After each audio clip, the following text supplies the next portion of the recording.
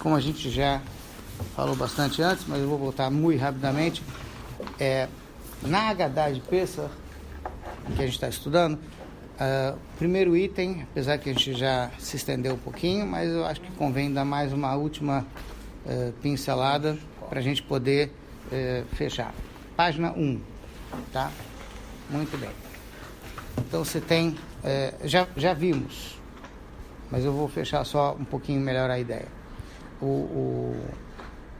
Página 1, no início da Haggadah, está se descrevendo o procedimento que a gente faz na noite da véspera de Pesach. Tem hora certa para isso? Não. Então vamos lá. Vamos lá. Então, neste ano, a primeira noite de Pesach vai ser sexta-noite. Tá, isso, Shabbat. Este ano. Então, Isso aqui, Hametz, é outra coisa. De novo, hoje à noite não. Este ano, a primeira noite do Seder é sexta-noite, Shabbat. Segunda vai ser sábado à noite. Muito bem. Na quinta anterior, uma noite antes do Seder, tá? Nós vamos fazer Bedikat Hametz, que é essa vistoria, essa verificação do Hametz. Tá? Muito bem. Como é que se faz o procedimento na prática? Então, a gente já explicou, mas eu volto a repetir, porque eu acho que é importante reforçar. Então, na quinta-feira à noite, depois do anoitecer, que agora, nessa época do ano, é por volta de 6 e pouco. Então, assim que escurecer em diante, vai se pegar uma vela de parafina ou de cera, um saquinho de papel, se possível também uma pena e uma colher de pau. Vai se espalhar 10 pedacinhos de hametz embrulhados em papel em 10 lugares da casa. E aí então vai se fazer a busca, a vistoria do hametz, a bedikat hametz. Vai se falar antes essa brachá que está aqui na página 1. E aí com a vela acesa na mão, a gente vai rodar pela casa e verificar se sobrou algum restinho de hametz, seja pão, biscoito, macarrão, uísque não, já vai estar guardado, mas enfim, outras coisas que podem estar espalhadas, largadas, uma balinha, bobinha lá, qualquer, alguma coisa que não seja kasher le Pesach, então a gente vai procurar ver. Veja bem, normalmente, tão próximo de Pesach, a casa já deveria estar limpa, totalmente limpa para Pesach, tá? É óbvio que essa vistoria é uma espécie de check-up final, tá? Mas tá partindo do princípio que, por mais que eu limpei, eu tenho a obrigação de dar uma olhada final, e aí eu faço antes essa brachá, e aí eu vou com a vela e vou procurando nos cantinhos. A gente vai colocar propositadamente em 10 lugares da casa, 10 pedacinhos de pão embrulhados em papel, enfim. Nós explicamos que isso significa que a gente vai reforçar a ideia de busca, ou seja, você sabe que tem que encontrar os 10, então você vai correr atrás, você não pode terminar essa noite só com 9 pedacinhos dentro do saquinho de papel, então você sabe que está em busca de algo. Tá. Nós também comentamos anteriormente que o conceito de verificar com a vela, por mais que a luz normal da casa pode e até deve ficar ligada, porque facilita até a busca. Aí então a pergunta que não quer calar, vamos dizer assim, seria se a luz já está ligada, para que eu preciso da vela? Sim? Tá. E a gente explicou que tem um outro sentido além do físico, que obviamente quando se fala do uso da vela para verificar o hametz, a gente explicou que tecnicamente é porque a vela vai causar menos prejuízo, você não tem tanto medo de verificar as coisas nos cantinhos, nos buraquinhos, enfim. Mas não é apenas no sentido físico e material. Você tem uma outra verificação que está embutida dentro dessa aí, que é a busca do hametz que está na alma. E a alma é comparada com uma vela, com a chama de uma vela, que quer se desprender. Então, com essa chama, por assim dizer, com essa alma, a gente tem que fuçar olhar dentro da gente e verificar se a gente tem 10 pedacinhos de orgulho nos 10 poderes da alma, seja nos 3 poderes intelectuais ou nos 7 poderes emocionais. Veja bem, dependendo da preparação que a gente fez para Pessach, no sentido material e espiritual, essa busca também vai se estender ao espiritual. Senão a gente vai estar realmente envolvido com a parte material, o que não vai deixar de ser importante para a alma também, porque qualquer procedimento que você faz fisicamente acaba afetando a sua alma também espiritualmente. Como a gente está fazendo uma mitzvah, com certeza essa mitzvah também vai afetar a alma da gente. De alguma forma, essa busca vai ajudar a gente a tirar um pouquinho do hametz que está dentro da gente, tá? Para dar só um exemplo, estou falando de algo que aconteceu há mais de 200 anos atrás, o primeiro Rebbe de Lubavitch, quando ele voltou dos seus estudos com o seu mestre, com Magdi Mesrich, na noite de Pessach, ele e a esposa, ele era, eu diria, quase que recém-casado, fazia um ano, talvez um pouco mais, ele e a esposa viviam num conjugado, não era nem quarto e sala, porque não tinha 2 ambientes, era um ambiente só. E o Alter Rebbe passou a noite inteira verificando o hametz no quarto. É óbvio que não tinha tanto hametz num quartinho só, ele estava verificando outra coisa. E está indo fundo nisso. Tá? Então, óbvio que ele entendia muito melhor do que a gente o que significa buscar o hametz que está na alma. Tá? Mas esse procedimento existe, ele tem que ser feito com todos esses rigores. O que a gente vai fazer? A gente vai fazer a brachá, pegar a vela, verificar a casa, colocar os 10 pedacinhos de pão dentro do saquinho de papel, amarrar, obviamente, o saquinho de papel para não espalhar, e no dia seguinte vai se queimar. Veja bem, não é só isso. A gente já comentou, e eu volto a repetir, depois de fazer essa verificação, que pode levar mais tempo ou menos tempo, dependendo de cada um, como está a casa, enfim, se costuma fazer uma declaração. Essa declaração está aqui em aramaico. Veja bem, que eu saiba, o último lugar do mundo que ainda falava aramaico até, 30 anos atrás, era o Afeganistão. Tá? Eu acho que só tem 2 judeus que sobraram no Afeganistão e um não fala com o outro. Então, ninguém hoje em dia fala aramaico. Tá? Então, obviamente, fazer essa declaração em aramaico não vai ter muito valor se você não entende aramaico. Você pode até falar, mas é importante falar a tradução. E a tradução diz aqui o seguinte, eu vou ler a tradução. Todo o fermento e tudo que for levedado, que esteja na minha posse, o que eu vi e não eliminei, e do qual não saiba, que seja anulado e sem dono como o pó da terra. Então vamos lá. Quando ele fala aqui de fermento, a palavra certa, talvez ou mais adequada, que pouca gente conhece, é levedura. Tá? Por quê? Porque quando a Torá fala sobre aquilo que é hametz, a Torá está falando especificamente de farinha, de um dos cereais, entre eles trigo, farinha de trigo misturada com água, que cresceu. Eu estou na página... Não. Eu estou na página 1, onde está escrito Kal Hamira. Isso. Muito bem. Agora,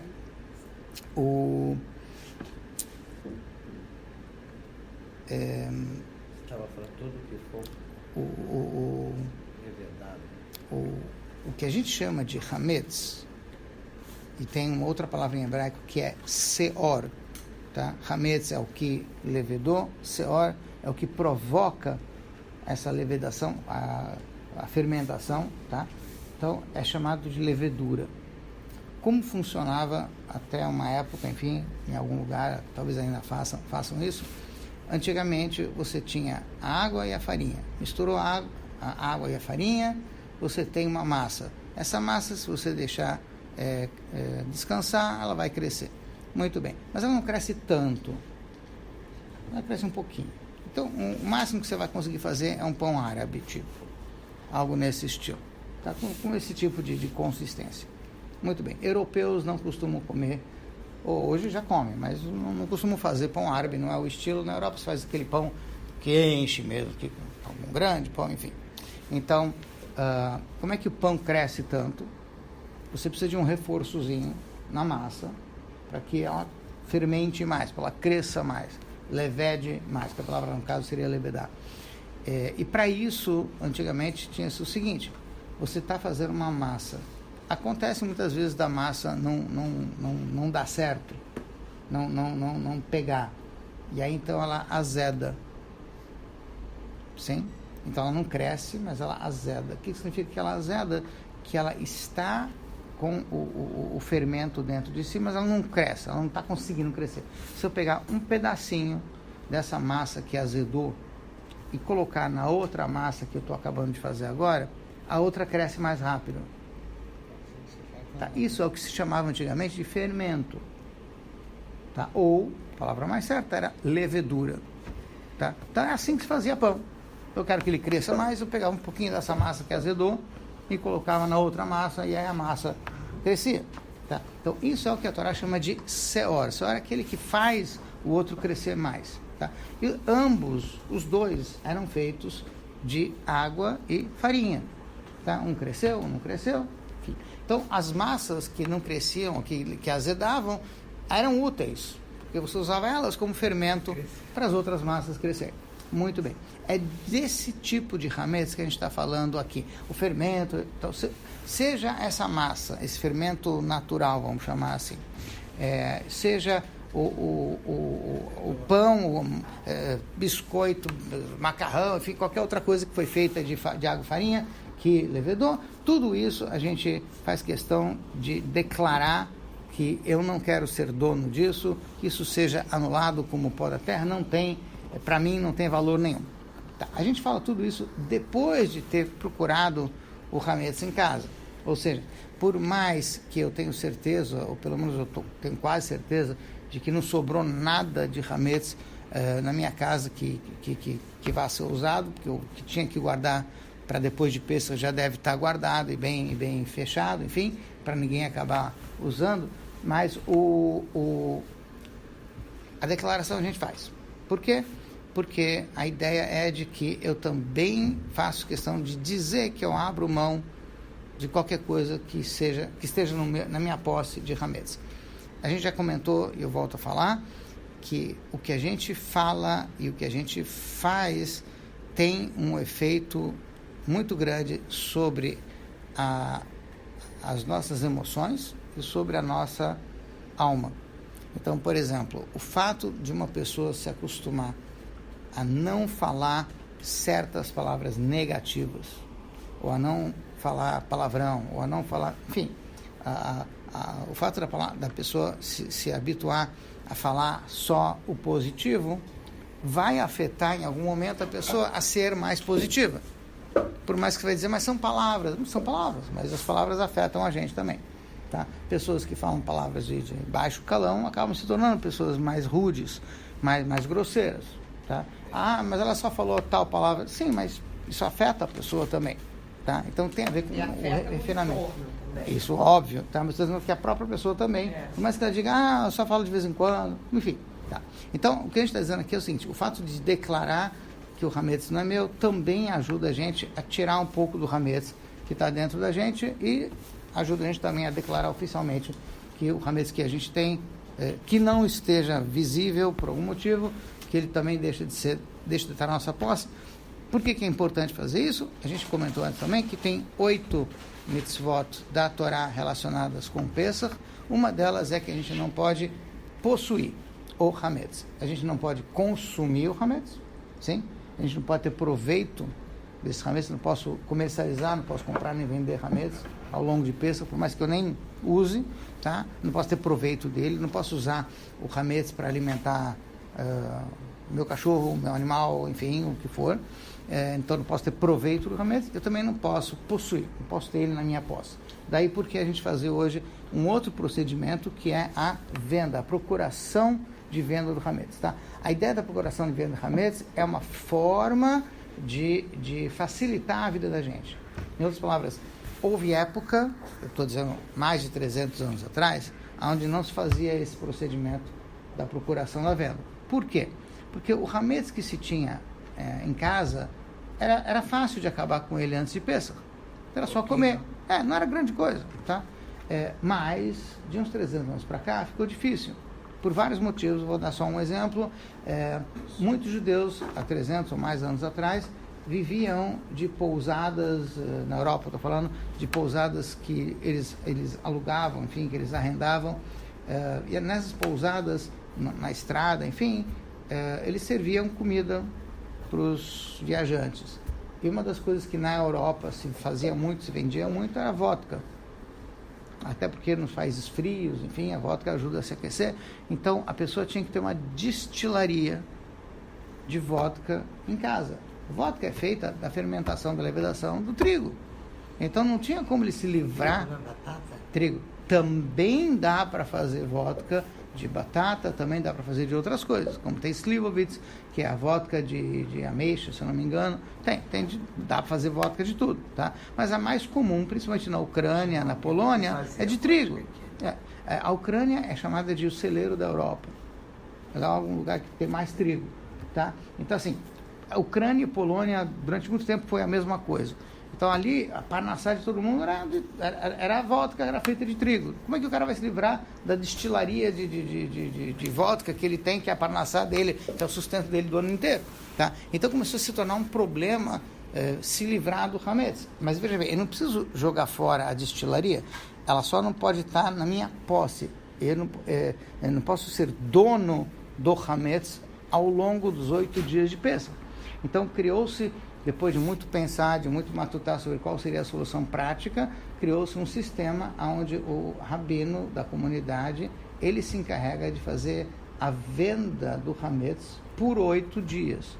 Então, esse é o problema do rabino. Qual é o documento que ele vai usar, como é que ele vai convencer um não-judeu a comprar esse hametz e depois a descomprar, a vender. Isso tudo é problema do rabino. Existe todo um esquema, existe todo um sistema, como é que ele faz, mas o que eu quero dizer é que o que a gente assina, o que a gente faz na prática é uma procuração.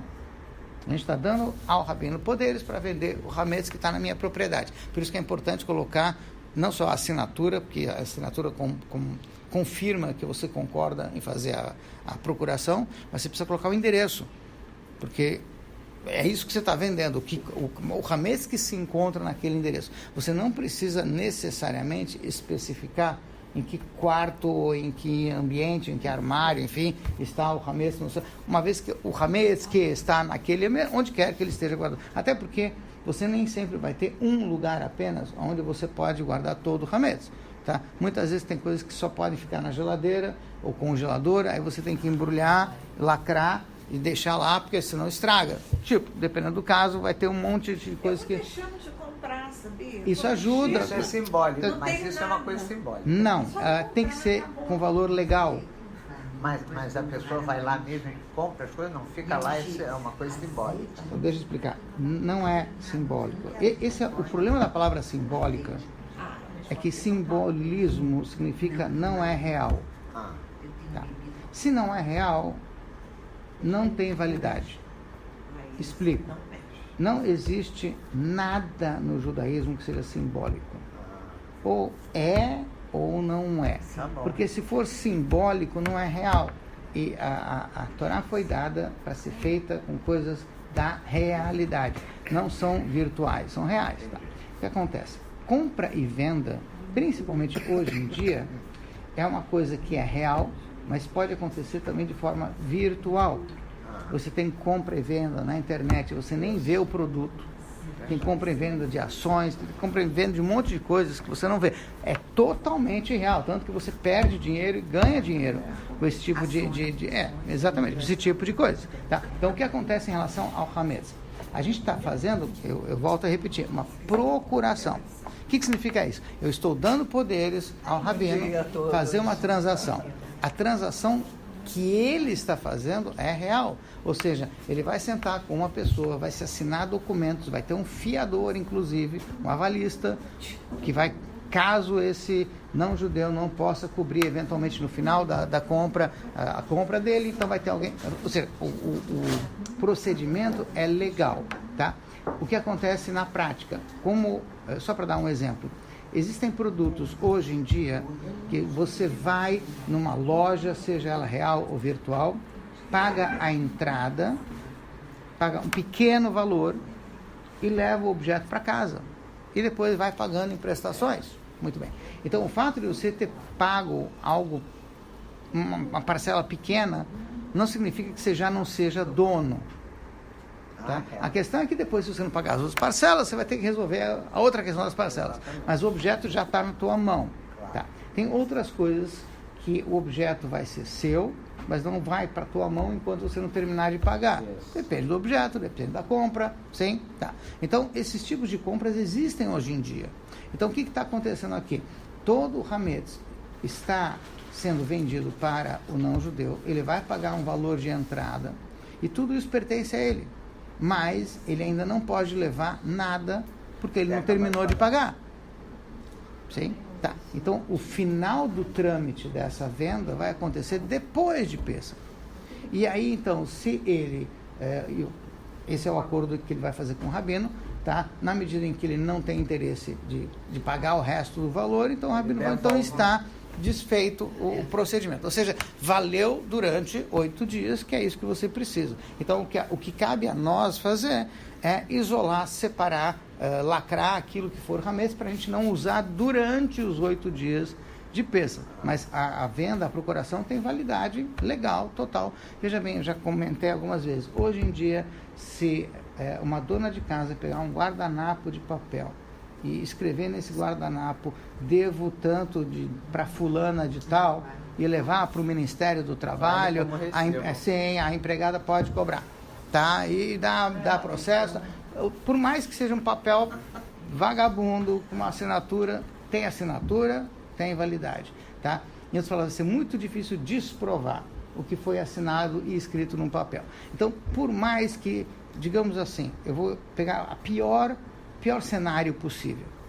Tá? Vamos imaginar que o rabino e o goi estão aí gargalhando todo esse negócio. Sim? Vamos imaginar. Se os dois assinaram o papel, acabou. Não faz diferença se eles levaram esse negócio a sério ou não. Assinou, está feito. Tá? E assim funciona. Tá? Então ninguém quer saber do que está acontecendo em torno desse papel. Só quer saber o que está escrito. Tem que assinar, né? Sim, óbvio, porque é uma venda, tem uma compra. Tá? Então, e não só isso, eu expliquei.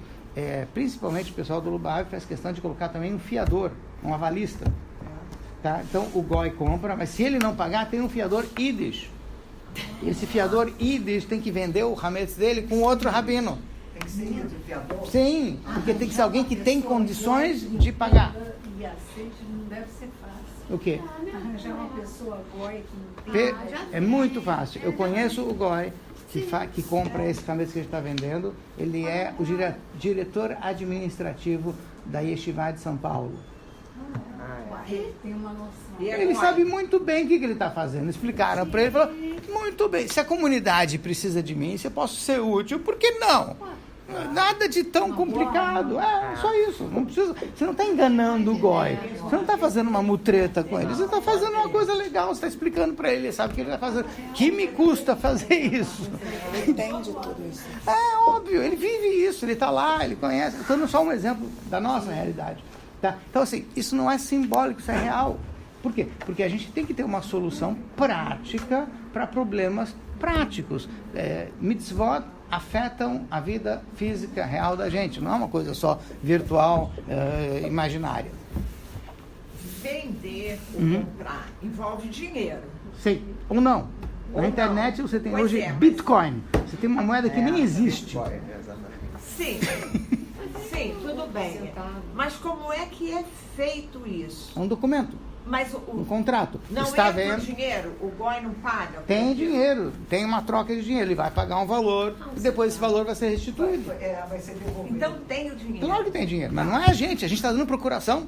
A gente não tem que... E aí, de novo, a palavra é um dinheiro também simbólico, né? Sim, Só, não é? não, o dinheiro é real. É E se real. ele não for Mas eu real, quero dizer se eu assim- pegar o dinheiro do monopólio e der pro goi, não valeu. Tem que ser o dinheiro, Mas o que eu quero dinheiro. dizer é que esse simbólico não é o valor real de todo aquele... Não, é a entrada.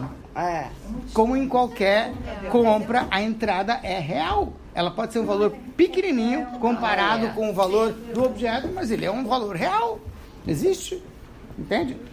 Mas fala, não é diferente de qualquer outra coisa que a gente compra. É uma compra normal. Aí devolve. Isso, tá? Então, a ideia da procuração é facilitar a vida da gente, só isso. Sim, Olha, o Hametz, por exemplo, se tiver Hametz na sua casa, sim, o que eu faço com ele? destrói.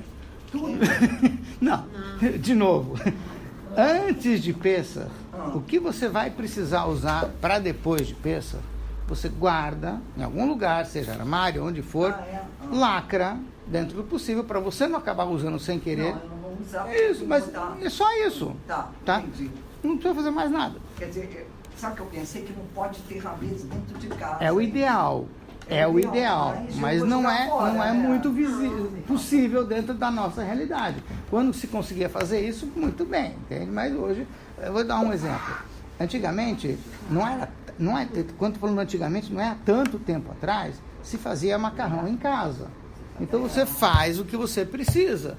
Tá? Hoje você compra e estoca. E se sobrou? Entende? Tá. Então você tem que ir consumindo conscientemente antes e pensa de tal forma que você vai gastar o que você não precisa para não ficar com sobras desnecessárias em casa. Entende? Mas dentro do possível, você faz isso. Esqueceu, não deu, enfim, tá bom. Então você guarda, lacra para depois de peso. Sim. Tá? Então esse daqui é o que a gente faz na véspera antes da noite, na noite anterior à noite do Seder. Tá. Aí a gente volta a falar que no dia seguinte, nesse caso, na sexta-feira, tá, de manhã, se possível antes das 9h30, o horário pode mudar, mas eu estou dando 9h30 como um horário genérico, que é mais ou menos um bom horário, tá? De preferência, se possível, antes das 9h30, deve-se fazer a queima desses 10 pedacinhos de hametz. Se encontrou mais alguma coisa, coloca também junto com o hametz que você vai queimar no dia seguinte, tá? Veja, é bem provável que não tenha apenas esses 10 pedacinhos de hametz em casa. Por exemplo, é possível no dia seguinte, que é véspera de Pêssar, é possível uma pessoa fazer um café da manhã com um sanduichinho, sem problema, tá? Por quê? Porque não é Pêssar, é a véspera, você tem sim uma restrição. Depois de um certo horário, na véspera de Pêssar, você não pode mais usufruir de hametz, na véspera, tá? Mas, digamos que, sei lá, 6 da manhã, 7, 8, 9, até as 9h30, você poderia consumir. Então, em teoria, você pode até separar, guardar o lanchinho que você vai usar. O cara vai para o trabalho, precisa de um lanchinho no trabalho que ele vai comer cedo. Enfim, ele, em teoria, ele até poderia consumir esse hametz, tá? Sem problema. Porque não, exatamente. Então não é prático, tá? Mas assim, em teoria poderia se usar, porque ainda não é proibido. Ainda não está no horário em que você não pode mais usar. Dos 9h30 em diante, aproximadamente da véspera. No caso, esse ano, sexta-feira. Então, sexta-feira, 9h30 em diante, já não deveria ter mais hametz. Com certeza, consumir, etc. Tá. Então, o horário para se queimar é antes disso. Tá. Digamos que uma pessoa vá fazer a queima do hametz em casa, pegar uma latinha e botar esses 10 pedacinhos, porque não é nada de volumoso, tá? E queimar. Tudo bem, pode fazer isso, nada impede. Eu creio que na realidade em que a gente vive, todo mundo, ou quase todo mundo, vive em apartamento, tá? Isso cria uma coisa não muito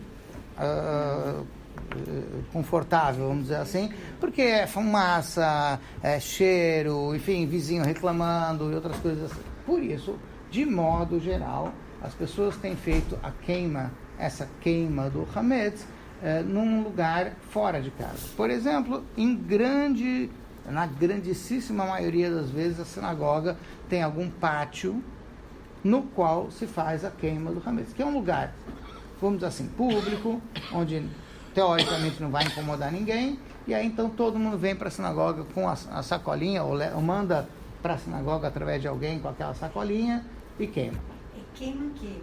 Queima. Nos pode ir na rua e deixar numa lixeira. Não, de jeito nenhum. Por que eu não posso deixar numa lixeira? Porque enquanto não for levado, é seu. E se o lixeiro levar de noite, ele continua sendo seu. Pode queimar na rua. Entendi. Por que se ele vai de noite? Não, às vezes... Se uma pessoa colocar Eu quero um tanque. o hametz no lixo, sim? Entendi. Ele ainda é seu. É claro. Até o lixeiro recolher, ele continua sendo seu. E você sabe que hora que o lixeiro vai vir? Não sabe. Ah, entendi. Entende? Então, por isso não é prático fazer. Tem que queimar mesmo. Não pode queimar em casa? Pode. Porque só que não é prático. Só isso. Poder. Queima no tanque. O tanque Veja de bem, alumínio. veja bem, cada um conhece a sua casa. Se os vizinhos vão reclamar, se o alarme de fumaça não vai tocar, se o sprinkler não vai jogar água pela casa toda, enfim, se nada acontecer, queima. Não estou dizendo que não. Estou dizendo que na prática a maioria das pessoas leva para a sinagoga e acaba queimando num lugar onde não vai incomodar ninguém. Só isso, é o lado prático da coisa. Danado, porque Hã?